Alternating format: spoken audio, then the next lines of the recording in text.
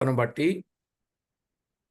దేవుడు తన వాక్యము ద్వారా మన జీవితంలో గొప్ప కార్యాన్ని జరిగిస్తూ వస్తున్నారు.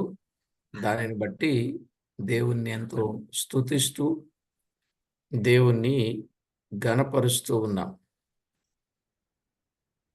ప్రియులారా, దేవుని కృపను బట్టి ప్రభు చిత్తమున ఈ దినములో దాదాపు 100 మంది పైబడి భోజనాలు ఏర్పాటు చేస్తున్నాం. బీదలైన వారికి, పేదలైన వారికి అందించాలని ఒక ఆలోచనతో ఉన్నాం ఈరోజు. కాబట్టి మీరు ఆ పరిచర్య కొరకు తప్పనిసరిగా ప్రార్థన చేయండి. ఎందుకంటే పరిచర్యలో అది కూడా ఒక భాగం. ఉపకారమును, ధర్మమును చేయుట మరచిపోకుడి అని చెప్పినట్లే బీదలను కనికరించువాడు యెహోవాకు అప్పిచ్చువాడు. వెదజల్లి అభివృద్ధి పొందువారు కలరు. కాబట్టి మనము ఎప్పుడైతే అలాంటి శ్రేష్టమైన అనుభవాన్ని కలిగి ఉంటామో అది మనకెంతో మేలుకరం, ప్రయోజనకరం. కాబట్టి అలాంటి పరిచర్య ఈ దినాన చేయాలని తలంపు కలిగి ఉన్నాము. కాబట్టి మీరు ప్రార్థన చేయండి. పరిశుద్ధ గ్రంథమైన బైబిల్ నుండి యెహెజ్కేలు గ్రంథం 47వ అధ్యాయం 10 నుండి 12 వచనాలు చదువుకుందాం. యెహెజ్కేలు గ్రంథం 47వ అధ్యాయం 10 నుండి 12 వచనాలు. మరియు దాని యొద్ద ఏన్గేది పట్టణము మొదలుకొని ఏనేగ్లాయిము పట్టణము వరకును చేపలు పట్టువారు దాని ప్రక్కల నిలిచి వలలు వేయుదురు. మహాసముద్రములోనున్నట్లు సకల జాతి చేపలను దాని యందు బహువిస్తారముగా నుండును. అయితే ఆ సముద్రపు బురద స్థలములను, ఊబి స్థలములను ఉప్పుగలవై ఉండి బాగు కాక ఉండును.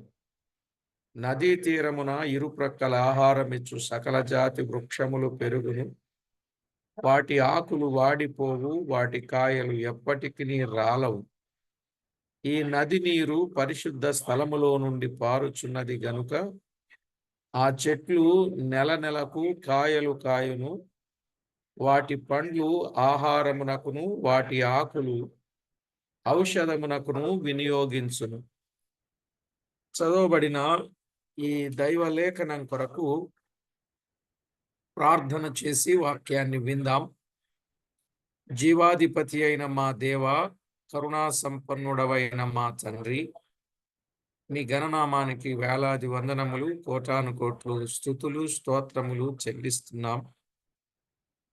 ఎంతో ప్రేమించిన దేవుడవు, కరుణ చూపిన దేవుడవు, కృపచూపు నాదుడవు, అందుకొరకై స్తోత్రము చెల్లిస్తున్నాం.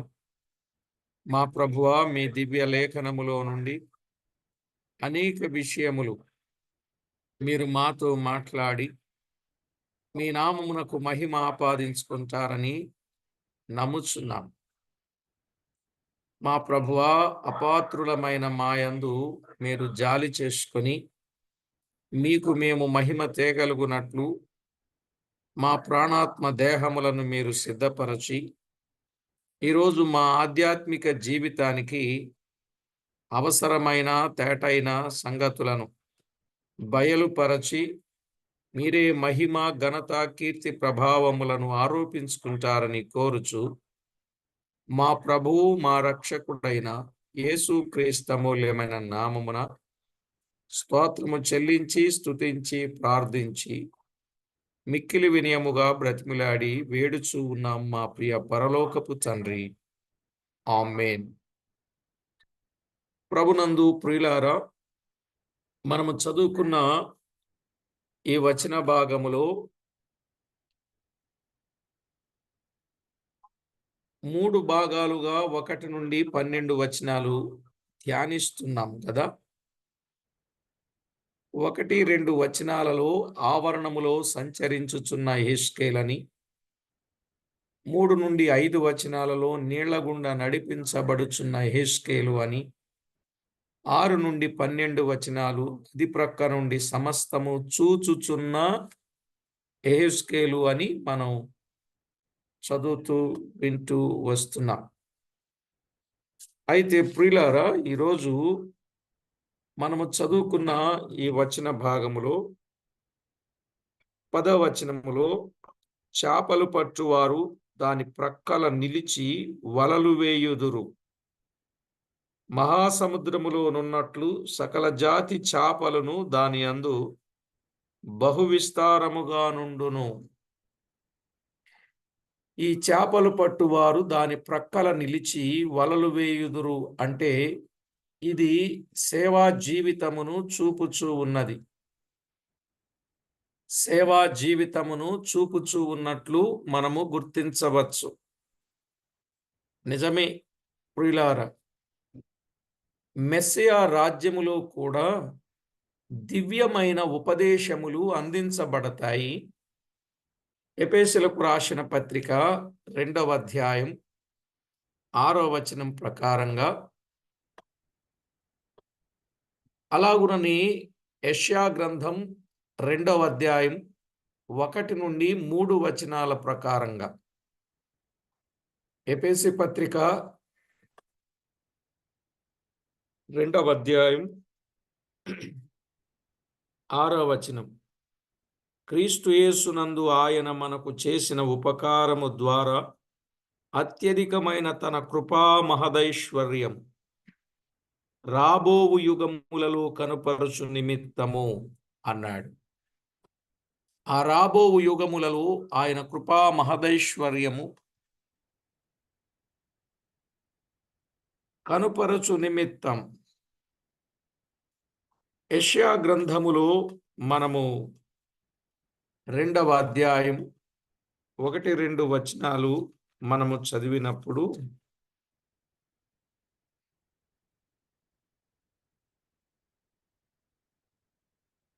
యూదాను గూర్చియు యెరూషలేమును గూర్చియు ఆమోజు కుమారుడైన యెషయాకు దర్శనము వలన కలిగిన దేవోక్తి, అంత్యదినములలో పర్వతముల పైన యెహోవా మందిర పర్వతము పర్వత శిఖరమున స్థిరపరచబడి కొండల కంటే ఎత్తుగా ఎత్తబడును. ప్రవాహము వచ్చినట్టు సమస్త అన్యజనులు దానిలోనికి వచ్చెదరు. పర్వతము పర్వత శిఖరమున స్థిరపరచబడి కొండల కంటే ఎత్తుగా ఎత్తబడినప్పుడట ప్రవాహము వచ్చినట్టు సమస్త అన్యజనులు దానిలోనికి వచ్చెదరు. చూశారా? క్రొత్త నిబంధనలో అయితే నేడు ప్రభు యొద్దకు రండి, నేను మిమ్మును మనుషులను పట్టు జాలరులనుగా చేయుదునని చెప్పాడు. మత్తయి రాసిన సువార్తలో ఈ మాట చాలా చక్కగా చెప్పినట్లు మనము చూడగలం. ఏమన్నాడండి? మత్తయి సువార్త 4వ అధ్యాయం 18 నుండి, యేసు గలిలయ సముద్ర తీరమున నడుచుచుండగా పేతురనబడిన సీమోను అతని సహోదరుడైన ఆంద్రెయాను ఇద్దరు సహోదరులు సముద్రములో వలవేయుట చూచెను. వారు జాలరులు. ఆయన, నా వెంబడి రండి, నేను మిమ్మును మనుషులను పట్టు జాలరులనుగా చేతునని వారితో చెప్పెను. వెంటనే వారు తమ వలలు విడిచిపెట్టి ఆయనను వెంబడించిరి అని వ్రాయబడింది. చూసారా? వారు వలలను విడిచిపెట్టి ఆయన్ను వెంబడించినట్లుగా మనము చూస్తాం. 21, 22. ఆయన అక్కడ నుండి వెళ్ళి జెబెదయి కుమారుడైన యాకోబు, అతని సహోదరుడైన యోహాను అను మరి ఇద్దరు సహోదరులు తమ తండ్రి అయిన జెబెదయి యొద్ద దోనెలో తమ వలలు బాగు చేసుకొనుచుండగా చూచి వారిని పిలిచెను. వెంటనే వారు తమ దోనెను తమ తండ్రిని విడిచిపెట్టి ఆయనను వెంబడించిరి. నిజంగా ఈ సంగతులు మనం వింటున్నప్పుడు ఆయన పిలవడం ఆలస్యమ అన్నట్టుగా అనిపిస్తుంది కదా. నా వెంబడి రండి అన్నప్పుడు వారు తమ వలలను విడిచిపెట్టి, తమ జీవనోపాధిని విడిచిపెట్టి, తమ తండ్రిని, బంధువులను విడిచిపెట్టి ప్రభువును వెంబడించారు. ఎంత గొప్ప మాట అండి. ఈరోజు ఈ విషయాన్ని మనం బాగా ఆలోచన చేసినప్పుడు వారిలో ఎంత సమర్పణ, ఎంత త్యాగం అనేది కనబడుతుందో మనము చూస్తాం. వారు వెంబడింపగా మనుషులను పట్టు జాలరులనుగా చేసేదను అన్నాడు ఆయన. నిజంగా మనుషులను పట్టే జాలరులుగానే చేశాడు కదా. పేతురు ఒక్క ప్రసంగానికి ఎన్ని వేల మంది పట్టబడ్డారండి? 3,000 మందిని పట్టాడు. ఒక్క ప్రసంగానికి 3,000 మంది. ఎంత గొప్ప విశేషమైన విషయం. మనము కూడా ఆయన చక్కని అడుగుజాడలలో నడిచిన ఎడల దేవుడు మనలను కూడా ఆశీర్వాదకరమైన సాధనాలుగా చేస్తాడు. కనుక ఆయన పిలుపు ఖచ్చితంగా ఉండాలి. ఆయన పిలిచినప్పుడు ఆయననే వెంబడించాలి గాని మరి వేటిని మనము వెంబడింపకూడదు. ఆయన పిలిచినప్పుడు సాధనాలుగా చేస్తాడు. అప్పుడు ఆత్మల సంపాదికులనుగా చేయను. ఏమండి? ఆత్మల సంపాదికులుగా ఉండాలి, ఆస్తి సంపాదకులుగా కాదు. ఈరోజు ప్రతివారి మనసు దేని మీద ఉందంటే ఆస్తి సంపాదన మీదే ఉంది కానీ ఆత్మల సంపాదన మీద మనసు లేదు. కనుక దయచేసి ప్రేమతో చెప్తున్నా, నిజంగా దేవుడు మనలను ప్రేమించి అనుగ్రహింపచేసిన ఆ గొప్ప రక్షణను బట్టి ఎంతో స్తుతించాలి. మహాసముద్రములోనున్నట్లు సకల జాతుల చేపలు దానిలో విస్తారముగా నుండును అన్నాడు. యెహెజ్కేలు గ్రంథం 47:10లో. మహాసముద్రములోనున్నట్లు సకల జాతి చేపలు దాని యందు బహు విస్తారముగా ఉండును. నిజమే ప్రియులారా. మహాసముద్రం అనగా మధ్యధరా సముద్రము. మృత సముద్రము మహాసముద్రముగా మార్చబడుట ఆశ్చర్యమే గదా. మృత సముద్రం మహాసముద్రముగా మార్చబడుట. అలాగే ప్రభువు వచ్చినప్పుడండి చెడిపోయిన ఈ లోకం నీతి న్యాయములుగా ఉండునట్లుగా చేయును. నీతి న్యాయములు ఉండునట్లు చేయును. అదే కదా రేపు ఆయన పరిపాలనలో నీతితో కూడిన పరిపాలన, నీతి న్యాయములే ఉంటున్నాయి. యెషయా గ్రంథం 32:1-2 వచనాల ప్రకారంగా. యెషయా గ్రంథం 32:1-2 వచనాల ప్రకారంగా సమస్త మనుషులను ఆయన పడతాడు కదా. అవును, మనుషులలోనూ జీవరాశులలోనూ ఏముంటుందప్పుడు? సమాధానమే ఉంటుంది. మనుషులలో, జీవరాశులలో సమాధానం ఉంటుంది. యెషయా గ్రంథం 2వ అధ్యాయం 4-5 వచనాలలో సమాధానమే ఉంటుంది. యెషయా గ్రంథం 11వ అధ్యాయం 6-10 వచనాలు. యెషయా గ్రంథం 11వ అధ్యాయం 6-10వ వచనం వరకు చదివితే సమాధానమే ఉంటుంది. అంటే క్రీస్తులో ఉన్న వారికి క్రూరత్వము లేక క్రూర స్వభావము పోయి వారు సాధువులుగా మార్చబడతారన్నమాట. నిజమే, క్రీస్తును కలిగినటువంటి సౌలు పౌలుగా మార్చబడ్డాడు. అసలు సౌలు ఎవరు? దూషకుడు, హింసకుడు, హానికరుడు. అవును కదా? దూషకుడు, హింసకుడు, హానికరుడు. అలాంటి పౌలు మార్చబడ్డాడు. మార్చబడి ఏమయ్యాడు? నిందించబడి దీవించువాడుగా ఉన్నాడు. నిందించబడి దీవించేవాడుగా ఉన్నాడు. హింసింపబడి బ్రతిమాలుకునేవాడుగా మారిపోయాడు. హింసింపబడి బ్రతిమాలుకునేవాడుగా మారిపోయాడు. తిమోతికి రాసిన మొదటి పత్రిక 1వ అధ్యాయం 12 నుండి 16 వచనాలు. తిమోతికి రాసిన మొదటి పత్రిక 1వ అధ్యాయం 12 నుండి 16 వచనాలు. అలాగే కొరింథీయులకు రాసిన మొదటి పత్రిక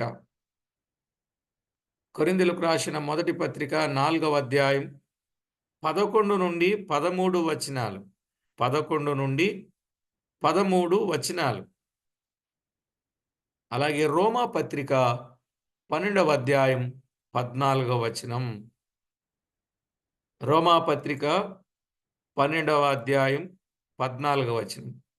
నాట నుండి నేటి వరకు అనేక మంది క్రీస్తులో పౌలు ఏం చేస్తున్నాడండి? రక్షించబడిన నాట నుండి ఆయన ప్రభు సన్నిధికి వెళ్ళే నాటి వరకు కూడా అనేక మందిని క్రీస్తులో దుర్మార్గులను సన్మార్గులనుగా మార్చుచూ ఉన్నాడు. నిజమే, ఇప్పటికీ నమ్మకంగా, యోగ్యంగా, భారము కలిగి పనిచేస్తున్నటువంటి వారు అనేక మంది దుర్మార్గులను సన్మార్గులుగా మారుస్తూ ఉన్నారు. మార్చేవాడు ప్రభువే. సాధనాలుగా ఉండి ప్రభు కొరకు ఉపయోగపడాలి. కనుక 10వ వచనములో ఉన్న వాస్తవం అర్థమైంది కదండి. ప్రభు చేపలు పట్టే వారిని ఆయన ఏం చేస్తున్నాడు? వారికి పని అప్పగించినట్లు సేవా జీవితమును గూర్చిన సంగతి. ఇప్పుడు మనము కూడా, రక్షించబడిన మనము కూడా క్రీస్తులో దుర్మార్గులను సన్మార్గులనుగా క్రీస్తు కొరకు మార్చాలి. 11వ వచనం చదువుదాం. అయితే ఆ సముద్రపు బురద స్థలములను, ఊబి స్థలములను ఉప్పుగలవై ఉండి బాగు కాకయుండును అన్నాడు. అండి, ఈ మాట కొంచెం జాగ్రత్తగా వినండి. ఇంత పని జరుగుతూ ఉంది. మహాసముద్రములోనున్నట్లు సకల జాతి చేపలు దాని యందు బహు విస్తారముగా ఉండును. అయితే ఆ సముద్రపు బురద స్థలములను, ఊబి స్థలములను ఉప్పుగలవై ఉండి బాగు కాకయుండును అన్నాడు. చూశారా? సముద్ర బురద స్థలములు, ఊబి స్థలములు ఉప్పుగలవై ఉండి బాగు కావంట. ఇది దేనికి సాదృశ్యంగా అర్థంగా ఉందంటే, రేపు మెస్సియా రాజ్యములో కూడా మార్పు లేని వారు కొందరుందురు. మార్పు లేని వారు కొందరుంటారు. లూకా సువార్త 9వ అధ్యాయం 27 నుండి 36 వచనాలలో మనము గమనించవచ్చు. లూకా సువార్త 9వ అధ్యాయం 27 నుండి 36లో రూపాంతరపు కొండ మీద నిలిచి ఉన్న వారిలో కొందరు దేవుని రాజ్యము చూచు వరకు మరణము రుచి చూడరని చెప్పి మెస్సియా రాజ్యములో నుండు తరగతులను చూపించినట్లుగా చూస్తాం. దేవుని రాజ్యము చూచు వరకు మరణము రుచి చూడరు అంటే అక్కడ క్రీస్తు మహిమతో రాజుగానున్నాడు. రెండవదిగా మోషే, ఏలియాలు సంఘమునకు సూచనగా ఉన్నారు. అర్థమవుతుందండి? దేవుని రాజ్యము చూచు వరకు మరణము రుచి చూడరు అని చెప్పి మెస్సియా రాజ్యములో నుండి తరగతులను చూపించాడు. అక్కడ క్రీస్తేమో మహిమతో రాజుగానున్నాడు. రెండవదిగా ఆ రూపాంతరపు కొండ మీద మోషే ఏలియాలు కనబడుతున్నారు. సంగమునకు సూచనగా ఉన్నారు. వారు కూడా మహిమతోనే ఉన్నారు. ప్రభువు వచ్చినప్పుడు చనిపోయిన భక్తులు ఏమవుతారు? లేపబడతారు, అనగా సజీవులుగా మార్చబడతారు. లేపబడతారు అనగా సజీవులుగా మార్చబడతారు. తెస్సలోనికలకు రాసిన మొదటి పత్రికలో 4వ అధ్యాయం 16, 17 వచనాల ప్రకారంగా ఈ చనిపోయి లేచిన భక్తులకు మోషే సూచనగా ఉన్నాడు. చనిపోయి లేచిన భక్తులకేమో మోషే సూచనగా ఉన్నాడు. సజీవముతో ఎత్తబడిన భక్తులకు ఏలియా సూచనగా ఉన్నాడు. అర్థమైందండి? క్రీస్తేమో మహిమరాజుగా కనబడుతున్నాడు. మోషే ఏలియాలేమో సంఘమునకు సూచనగా కనబడుతున్నారు.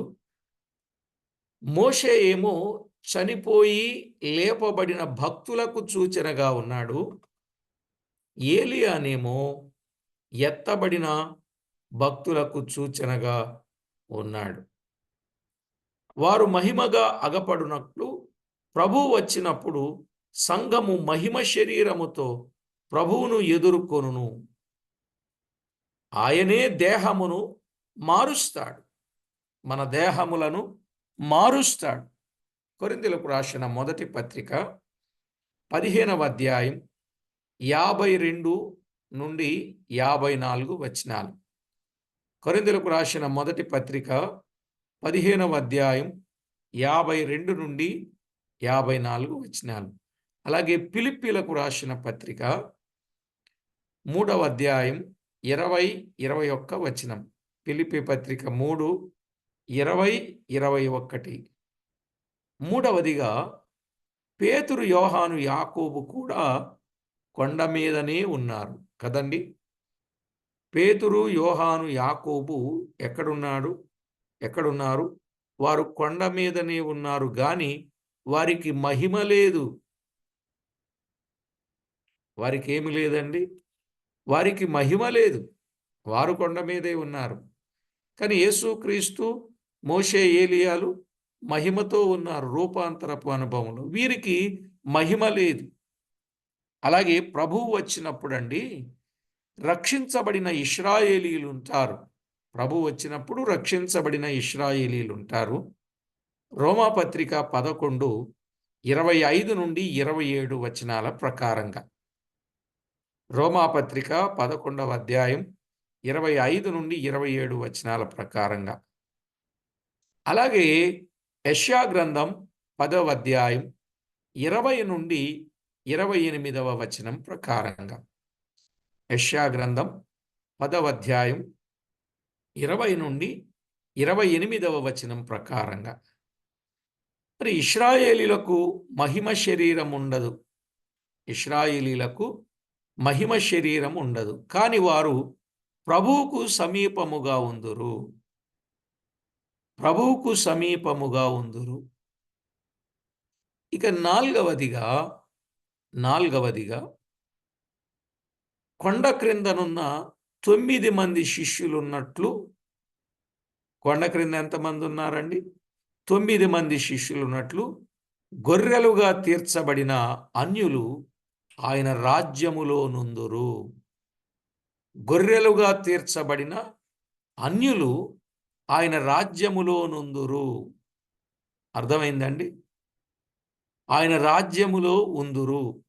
మత్తయి సువార్త 25వ అధ్యాయం 31 నుండి 41 వచనం. ఇవన్నీ లేఖనాల ఆధారం. అందుకే వచనాలు కూడా మీకు చెప్పడం జరుగుతూ ఉంది. గమనించండి ప్రియులారా. మత్తయి సువార్త 25, 31 నుండి 41. ప్రభువు వచ్చినప్పుడు భూమి మీద నిలిచిన ప్రజలను సమకూర్చి కుడివైపు గొర్రెలుగా, ఎడమవైపు మేకలుగా తీర్చబడుదురు. కుడివైపున ఉన్నవారు గొర్రెలుగా, ఎడమవైపు ఉన్నవారు మేకలుగా తీర్చబడతారు. వీరు ఆయన రాజ్యములో ఎందుకు ప్రవేశిస్తారంటే, యూదులకు సహాయము చేసిన వారు ఆయన రాజ్యములో ప్రవేశించుదురు. అర్థమైందండి? వీరు యూదులకు సహాయము చేశారు గనుక ఆయన రాజ్యములో ప్రవేశిస్తారు. అందుకే మిక్కిలి అల్పులైన ఈ నా సహోదరులలో ఒకనికి చేసిరనగా, యూదులకు సహాయము చేసిన వారు వారితో, నా తండ్రి చేత ఆశీర్వదింపబడిన వారలారా రండి, లోకము పుట్టినది మొదలుకొని మీ కొరకు సిద్ధపరచిన రాజ్యమును స్వతంత్రించుకొనుడని చెప్పి ఎడమ ప్రక్కన ఉన్న వారిని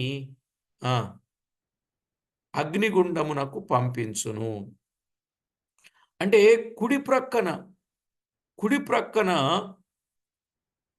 గొర్రెలుగా తీర్చబడిన వారేమో క్రీస్తునందు విశ్వాసముంచుట ద్వారా కాదు గాని యూదులకు సహాయము చేసినందున ఆయన రాజ్యములో ప్రవేశించుదురు.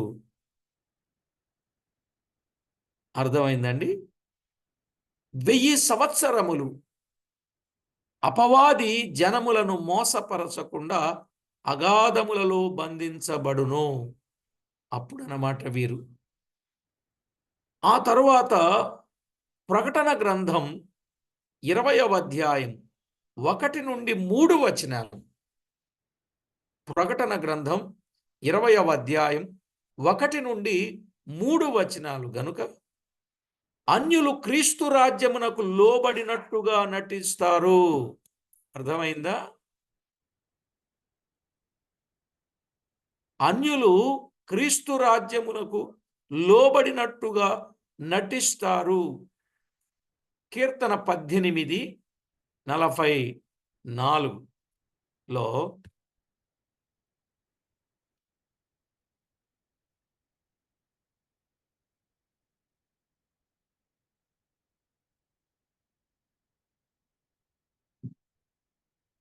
18:44లో నా మాట చెవిని పడగాని వారు నాకు విధేయులగుదురు, అన్యులు నాకు లోబడినట్లు నటించుదురు. ఎంత స్పష్టంగా ఉందో చూడండి. అన్యులు నాకు లోబడినట్లు నటించుదురు.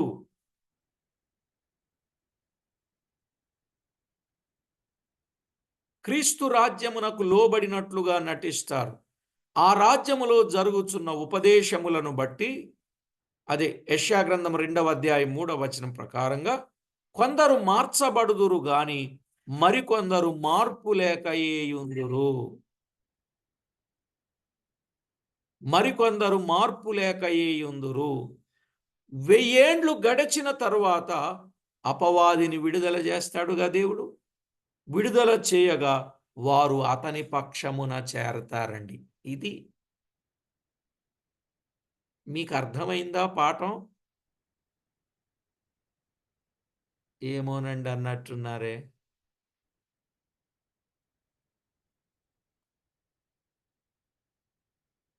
వెయ్యేండ్ల పాలనలో అన్ని రకాల వాళ్ళు ఉంటారు. నమ్మని వారు ఉంటారు, నమ్మిన వారు కూడా ఉంటారు. ఈజీగా చెప్తున్నా వినండి. ఈ నమ్మనోళ్ళు వీళ్ళు ఎందుకుంటారంటే యూదులైనటువంటి వారికి సహాయము చేసిన వారుగా ఉంటారు. అప్పుడు మేకలలో నుండి గొర్రెలను వేరు చేస్తాడు దేవుడు. ఆ వేరు చేసినప్పుడు వాళ్ళు ఏం చేశారు? క్రీస్తు ప్రభువును నమ్మినట్లుగా నటించారు కదా, ఆయన రాజ్యములో ఉన్నట్టు. ఎప్పుడైతే అపవాది 1000 ఏండ్ల పాలనలో అయిపోయిన తర్వాత విడిపింపబడతాడో వాడు వస్తాడు. వాడు రాగానే ఈ నమ్మనోళ్ళు కొంతమంది ఉన్నారు కదా, వీరందరూ వాని పక్షంగా చేరిపోతారు. ఆ తర్వాతనే యుద్ధం జరుగుద్ది మళ్ళా. అర్థమైందా? ప్రకటన గ్రంథం మీరు బాగా చదవండి. 20వ అధ్యాయం 1 నుంచి 3 వచనాలు మీరు చదివితే మీకు సంగతి అర్థం అయిపోతుంది. సరేనండి. విషయాన్ని మీరు ఆలోచన చేయండి. అంటే దేశం యొక్క నలుమూలల నుండి లేక ప్రపంచం యొక్క నలుమూలల నుండి తాను పోగు చేసుకుంటాడు. అది ఆఖరి యుద్ధం. ఒకసారి చెప్తా మీకు. ప్రకటన గ్రంథానికి రండి. మీ డౌట్ కొంచెం క్లియర్ అవుతది. హర్మిగిద్దోన్ అనే యుద్ధం జరిగిన తర్వాత మరొక యుద్ధం జరుగుతుంది.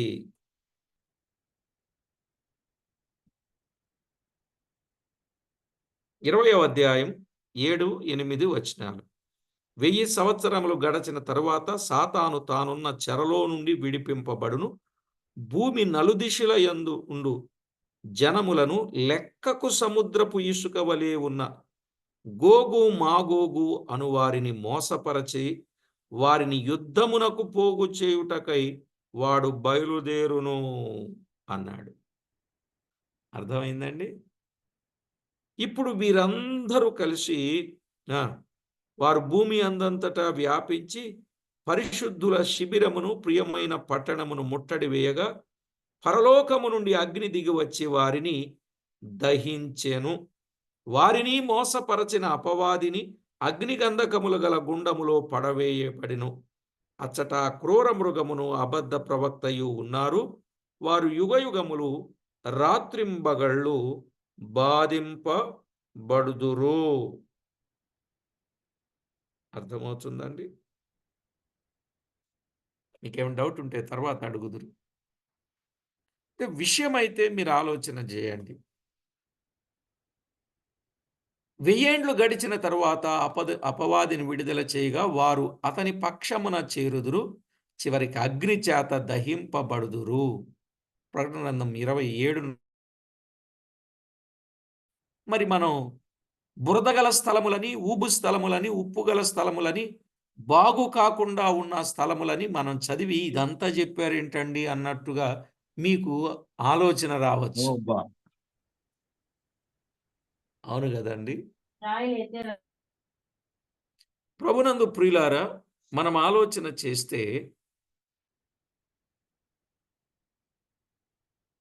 వారి సంగతే ఎట్లా అంటే, నేడు చక్కని శ్రేష్టమైన దివ్యమైన దైవవాక్యం సువార్త వినబడుచుండగా కొందరేమో క్రీస్తునందు విశ్వాసముంచి మార్చబడుచున్నారు, దేవుని పిల్లలుగా తీర్చబడుచున్నారు.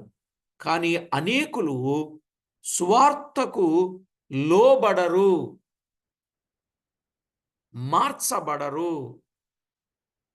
చివరికి నిత్య నాశనమునకే సిద్ధపడుచున్నారు. అది వారి సంగతి. తెస్సలోనికలకు రాసిన మొదటి పత్రిక 1వ అధ్యాయం 6 నుండి 10 వచనాలు. తెస్సలోనికలకు రాసిన 2వ పత్రిక 1వ అధ్యాయం 6 నుండి 10 వచనాలలో ఏమనుందండి? సువార్తకు లోబడక దేవుణ్ణి నమ్మరు, సువార్తకు లోబడరు, దేవుని పిల్లల్ని హింసిస్తారు. రేపు వీళ్ళందరికీ ప్రతిదండన, ఆయన అగ్నిజ్వాలలో వచ్చినప్పుడు వారందరికీ ప్రతిదండన కలుగ చేస్తాడు. కాబట్టి ప్రభునందు ప్రియులారా, దేవుని వాక్యములో వ్రాయబడిన వాస్తవిక సత్యాలు మనము తేటగా ఆలోచన చేయవలసిన వారమై ఉన్నాం. కనుక సువార్త వినబడినప్పుడు సువార్తను అంగీకరించి ఆత్మరక్షణ పొందుకొని ప్రభు రాజ్యము కొరకు ఎదురు చూడవలసిన వారమై ఉన్నాం. మరి ఎదురు చూస్తూ ఆయన వచ్చేంత వరకు, ఈ లోకాన్ని మనం విడిచేంత వరకు ఆయన ఆజ్ఞలను హృదయపూర్వకంగా గైకొనే వారముగా ఉండాలి. అదే సమయములో ఏ ప్రభు అయితే మనలను రక్షించాడో ఆ ప్రభువు పట్ల కృతజ్ఞత కలిగి అనేకులను ప్రభు దగ్గరకు నడిపించవలసిన వారమై ఉన్నాం. ఇట్టి బాధ్యత కలిగిన వ్యక్తులంగా మనము పని చేయాలి. అందుకే చేతనైనంత మట్టుకు మనము గాలం వేసేవారు గాలం వేయాలి, ఊతలు వేసేవారు ఊత వేయాలి, తిర్రి వేసేవారు తిర్రులను వేయాలి, వలలు వేసేవారు వలలను వేయాలి. పెద్ద పెద్ద వలలు వేసేవారు పెద్ద పెద్ద వలలు వేయాలి. అలాగున వేసి సముద్రములో ఉన్న సకల జాతి మనుషులను, సముద్రం అంటే లోకానికి సూచనని చెప్పాను కదా! ఈ సముద్రములో ఉన్నటువంటి ప్రతి వ్యక్తిని, ప్రతి జాతి చేపలను మనము పట్టి సంఘమనే గంపలోనికి తీసుకొని రావాలి. ఆ విధమైన శ్రేష్టమైన అనుభవాలు కలిగిన వారముగా మనం ఉండాలి. ఇంతకీ ఒక్క చేపనైనా సంపాదించారా? ఒక్క చేపనైనా సంపాదించారా అండి? మేమేమో పల్లీలమా అంటే మేము చేపలు పట్టడానికి ఏమండి? పల్లీలమా చేపలు పట్టడానికి? ప్రియులారా, మనం ఎవరమే కావచ్చు. కనుక కొంతమంది బురదగానే ఉండిపోతారు. కొంతమంది ఊబి స్థలములుగానే ఉండిపోతారు. కొంతమంది ఉప్పు స్థలములుగానే ఉండిపోయి బాగుపడని స్థితిలో ఉంటారు. కొన్నిసార్లు మనం ఎంత చెప్పినా కొంతమందికి జ్ఞానోదయము కలుగదు. ఎప్పుడో చెప్పగా ప్రభువు మారుస్తాడు. విశ్వాసముతో పని చేద్దాం. అనేకులను ప్రభు దగ్గరకు ఆకర్షిద్దాం. కానీ మనం వల వేయటం మానొద్దు. ప్రొద్దునుంచి సాయంత్రం వరకు వల వేస్తూనే ఉండాలి. అవును గదా! అయితే వల వేసేటప్పుడు లూకాసు వార్త 5వ అధ్యాయములో సొంత ఉద్దేశాలతో వలలు వేయొచ్చా? చాలాసార్లు మనం అలా వేస్తాం. అందుకే రాత్రంతా ప్రయాసపడ్డాము గాని ఒక్క చేప కూడా మాకు దొరకలేదన్నాడు కదండి. సొంత ఉద్దేశముతో మనము వల వేయకూడదు. ఆయన మాట చొప్పున వల వేయాలి. నీ మాట చొప్పున వల వేస్తామని ఆయన మాట చొప్పున వల వేయగా విస్తారమైన చేపలు పట్టాయి. ప్రక్కనున్న దోణెల్లో ఉన్న వారికి సంజ్ఞలు చేసి వారిని కూడా రమ్మని చెప్పి వీరికి సహాయము చేసినట్లుగా మనము చూస్తున్నాం. ప్రియులారా, మనమెప్పుడు ఏ పని చేసినా విశేషముగా సేవ చేసేటటువంటి ప్రతి ఒక్కరు కూడా దేవుని మాట చొప్పున సేవ చేయాలి. దేవునికి అంగీకారమైన సేవ చేయాలి. దేవుడు మెచ్చే సేవ చేయాలి. దేవుని చిత్తానుసారమైన సేవ చేయాలి. మనకు అనుకూలమైంది, మనకు ఆదాయం వచ్చేది మనం చేసేటట్లుగా మనం ఉండకూడదండి. ఇప్పుడంతా కూడా మనకు అనుకూలమైన సేవ, మనకు ఆదాయం వచ్చే సేవ, ఇది మాత్రమే మనము చేస్తున్నాం.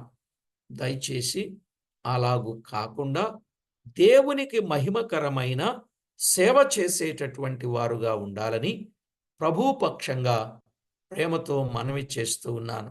ప్రియులారా, వలలు వేయుట సేవా జీవితమునకు సూచన. గొప్ప సేవలో అందరం పాలివారం అవుదాం. ఒకవేళ ప్రకటించే వరం ఉన్నప్పుడు వెళ్ళి పనిచేసి ప్రకటన చేద్దాం. ఒకవేళ ప్రకటించలేని స్థితిలో ఉన్నప్పుడు ఆ పనిలో మనము కూడా ప్రకటించకపోయినా పాలివారం అవుదాం. అలాగున ప్రకటించేవారు పంపబడుతుండగా ప్రార్థించేవారు పాలివారైతే ప్రకటించే వారికి పాలివారికి ఒకే జీతం వచ్చే అవకాశం ఉంది. ఆ విధంగా మనమందరం దేవుని కొరకు నమ్మకమైన పని చేద్దాం. ప్రార్థన చేసుకుందాం. మహాగణుడవైన మా దేవా, మీ ఘననామానికి స్తోత్రము. దేవదూతలకు అప్పగించని పరిచర్య మనుషులమైన మాకు అప్పగించారు. మీ పని నమ్మకంగాను యథార్థంగాను భారము కలిగి బాధ్యత కలిగి శ్రమపడి పనిచేసి అనేకులను మీ వద్దకు నడిపించవలసిన బాధ్యత మా మీద ఉన్నది. అలాగున మేమందరం మీ కొరకు గొప్ప పని చేసేవారిగా మమ్మను మీరు సిద్ధపరచి మీ నామమునకు మహిమ ఘనత కీర్తి ప్రభావములను మీరు ఆరోపించుకుంటారని కోరుచు చేరిన ప్రతి ఒక్కొక్కరిని పేరు పేరున కరుణించి కటాక్షించమని ప్రార్థన చేస్తూ మా ప్రభువు మా రక్షకుడైన యేసుక్రీస్తు అతి శ్రేష్టమైన అమూల్యమైన నామమున స్తోత్రము చెల్లించి స్తుతించి ప్రార్థించి మిక్కిలి వినయముగా బ్రతిమిలాడి వేడుచూ ఉన్నాం మా ప్రియ పరలోకపు తండ్రి. ఆమేన్. ప్రభునందు ప్రియులారా,